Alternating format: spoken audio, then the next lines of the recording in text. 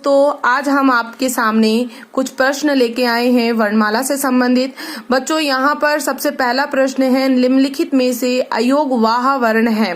तो अयोगवाह का मतलब है वह वर्ण जो ना तो स्वरों में गिने जाते हैं और ना ही व्यंजनों में गिने जाते हैं। बच्चों, यहाँ पर अंग और अह दो वर्ण हैं जो कैसे हैं, अयोगवाह वर्ण है। हिंदी में दो अयोगवाह वर्ण हैं। तो अब यहाँ पर प्रश्न आता है, विसर्ग, महाप्राण, संयुक्त व्यंजन या अल्प प्राण। उत्तर होगा हमारा विसर्ग। चलिएगा अगला देखते हैं, निम्नलिखित में से कौन सा पश्च स्वर है। तो देखिए ऑप्शन देखेंगे, आ, ई, उ, जय और ल। अब आप फटाफट बताइए कौन सा वर्ण आपका पश्च स्वर है। पश्च का मतलब क्या होता है दोस्तों? पश्च का मतलब होता है पीछे। तुरंत उत्तर दीजिए, क्या उत्तर होगा इसका। देखिएगा, पश्च का मतलब है पीछे। तो आपको बता देते हैं, ऊ ऊ, ऊ, ओ औ और आ वर्ण। ऊ ऊ, ओ औ और आ वर्ण आपके कौन से वर्ण हैं? पश्च स्वरों के अंदर आते हैं। तो आपके अंदर इस यहाँ पे ऑप्शन में दे रखा है आ, ई, ज और ल। तो यहाँ पे आपका उत्तर होगा आवर्ण। इसके बाद अब प्रश्न नंबर 3 देखते हैं बच्चों, व्यंजन वर्गीकरण की दृष्टि से ल व्यंजन किस वर्ण भेद में रखा जाएगा। अब ल वर्ण उच्चारण की दृष्टि से कौन से वर्ग में रखा जाएगा? कंठ, मूर्धन्य, वत्सर्य, ओष्ठ।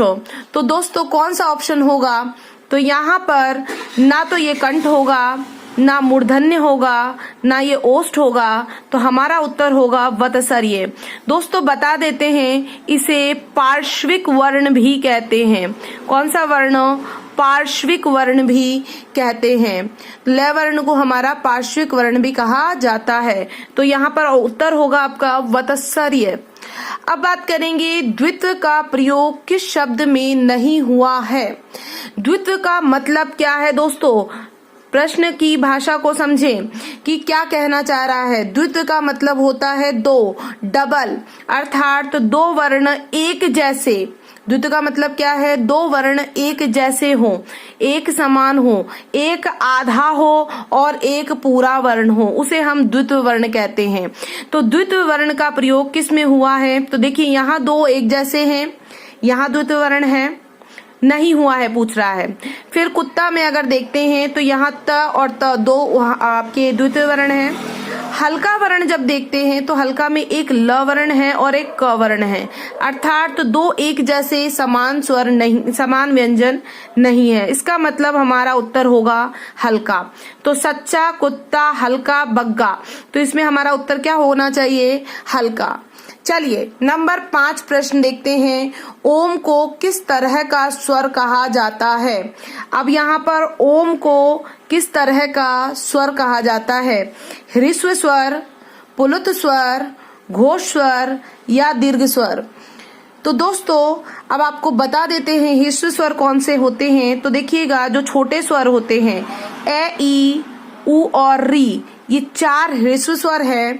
दीर्घ स्वरों की बात करें बच्चों तो आपके 7 आपके दीर्घ स्वर होते हैं, अर्थात आ, बड़ी ई, बड़ा ऊ, ए, आई, ओ और औ, ये आपके दीर्घ स्वर होते हैं।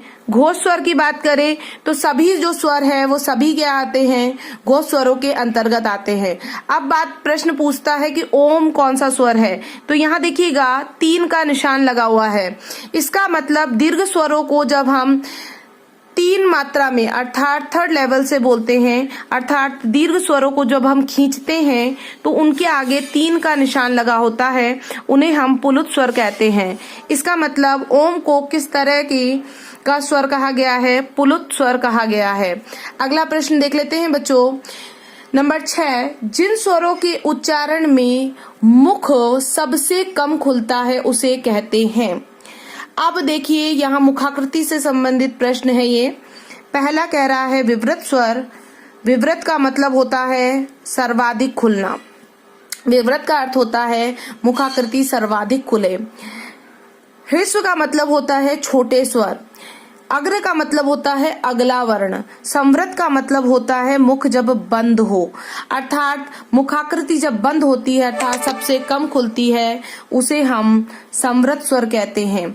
तो जिन स्वरों के उच्चारण में मुख सबसे कम खुलता है उसे हम संवृत कहते हैं। अच्छा, इसे संवृत कहेंगे, इससे यदि ज्यादा खुले तो इन्हें हम अर्धसंवृत कहेंगे, और बच्चों इससे अगर ज्यादा खुलता है या हम कहे विवृत से कम और अर्धसंवृत से ज्यादा खुलता है इसे हम अर्धविवृत कहते हैं, अर्थविवृत कहते हैं। सबसे छोटे वाले को हम संवृत कहते हैं, उससे बड़े वाले को हम अर्ध संवृत कहते हैं, और जो सर्वाधिक खुलता है उसे हम विवृत स्वर कहते हैं।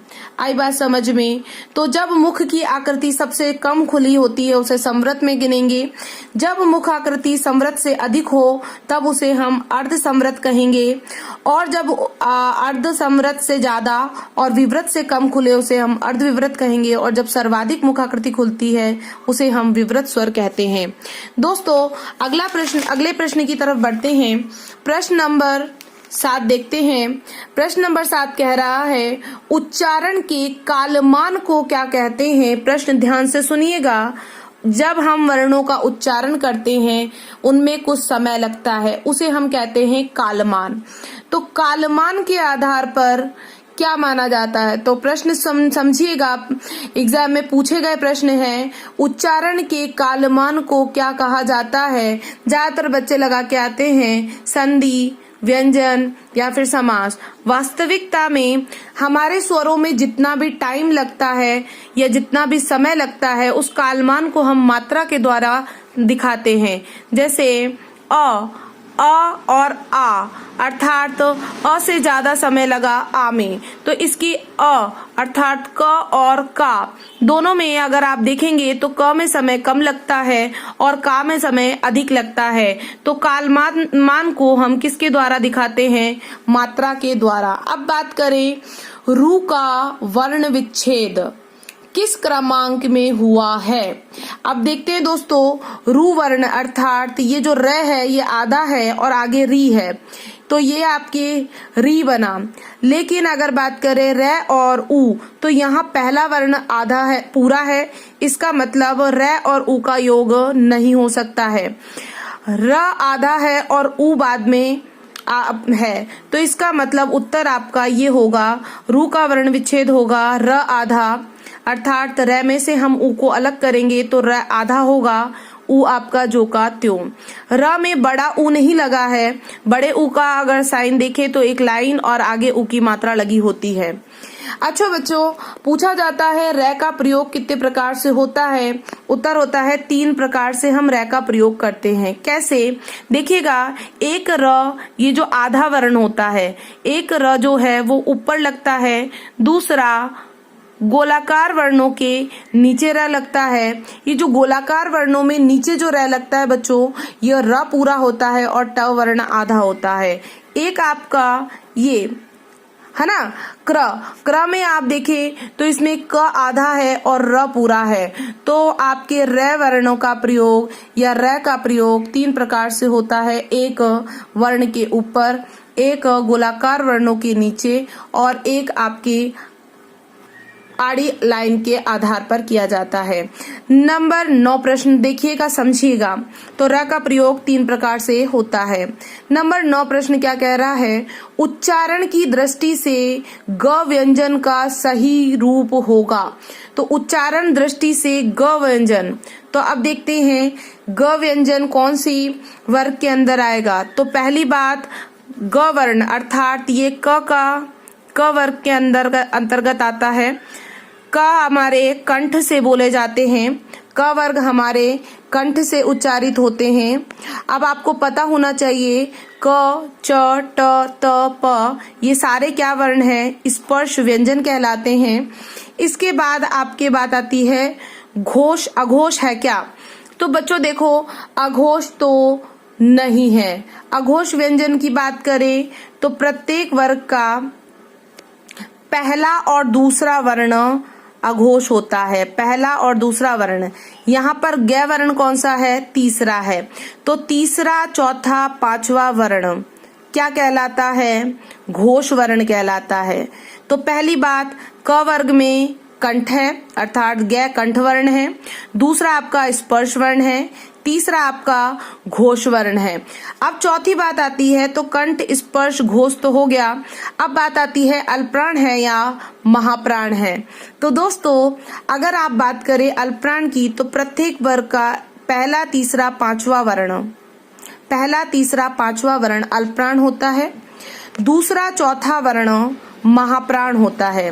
तो पहला तीसरा, इसका मतलब यहाँ पर आपका अल्प प्राण व्यंजन है। तो इसका मतलब आपका कौन सा उत्तर सही होगा? उत्तर नंबर ख, अर्थात विकल्प आपका ख विकल्प सही होगा। तो उच्चारण की दृष्टि से ग व्यंजन का सही रूप होगा कंठ, स्पर्श, सघोष और अल्प प्राण। अब अगर प्रश्न करें 10, ए ऐ वर्ण क्या कहलाते हैं? तो याद रखिएगा, ए ऐ वर्ण अगर उच्चारण स्थान का आपने वीडियो नहीं देखा है तो देखिएगा, सारे उच्चारण स्थान वहां पे हमने क्लियर किए हैं। देखिए, ए और ऐ वर्ण बच्चों कंठ तालव्य व्यंजन कहलाते हैं। उत्तर आपका होगा कंठ तालव्य। प्रश्न नंबर 11 पर जाते हैं, विचार कीजिए। देखिए क्या प्रश्न है। प्रश्न है, स्पर्श व्यंजनों को उच्चारण स्थान के आधार पर कितने भागों में बांटा जाता है? अब बात करें स्पर्श व्यंजन। अब प्रश्न आता है स्पर्श व्यंजन कितने होते हैं, कौन से होते हैं, पहले हम समझा देते हैं। तो आप बताएं, तीन भागों में बांटा है, 4 भागों में बांटा है, 5 भागों में बांटा है या फिर 2 भागों में बांटा है? फटाफट बताइए, उत्तर दीजिएगा। स्पर्श व्यंजनों को उच्चारण स्थान के आधार पर कितने भागों में बांटा है? आपका उत्तर क्या होना चाहिए? 3, 4, 5 या 2? फटाफट उत्तर। चलिए दोस्तों, अब हम बताते हैं उच्चारण स्थान के आधार पर स्पर्श को हम 5 भागों में बांटते हैं। स्पर्श को देखें बच्चों, पहला स्पर्श में क वर्ग अर्थात कै की पूरी लाइन, च वर्ग इसका मतलब चै की पूरी लाइन, ट वर्ग इसका मतलब टै की पूरी लाइन, त वर्ग तै की पूरी लाइन और इसके बाद आपके प वर्ग। ये 5 वर्ग हैं आपके और 25 स्पर्श व्यंजन है। कितने स्पर्श व्यंजन है? 25 है। अब बात कर रहे हैं उच्चारण स्थान की, कितने भागों में बांटा है?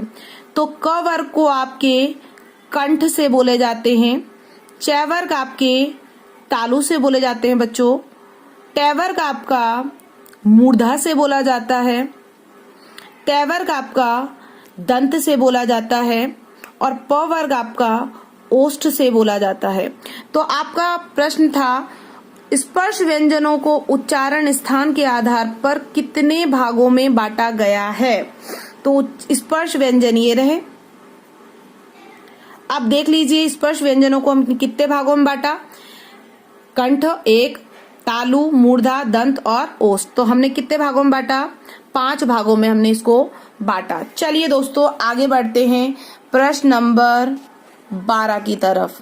प्रश्न नंबर 12 क्या कह रहा है? देखिएगा, निम्नलिखित में से किस वर्ण के उच्चारण में जिह्वा दांतों का स्पर्श करती है? अब यहाँ पर पूछ क्या रहा है? दांतों का स्पर्श करती है, इसका मतलब दंत्य वर्ण।